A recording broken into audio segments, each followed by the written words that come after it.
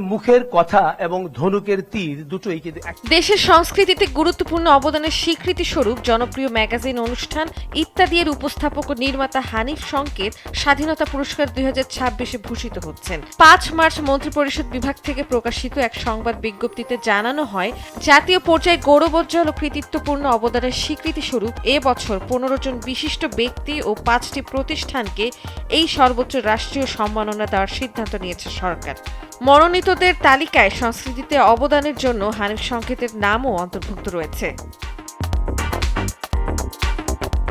পুরস্কার ঘোষণার পর সামাজিক যোগাযোগ মাধ্যমে দেওয়া এক প্রতিক্রিয়ায় হানিফ সংকেত জানান, এই সম্মাননা কেবল তার ব্যক্তিগত অর্জন নয়, দীর্ঘদিনের সাংস্কৃতিক পথ চলায় যারা ভালোবাসা, সমর্থন ও সহযোগিতা করেছেন তাদের সবার অবদান এতে জড়িয়ে আছে।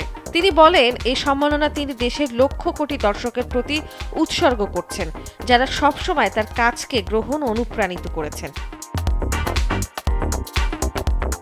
উল্লেখ্য, এর আগে 2010 সালে তিনি 21 পদক লাভ করেন।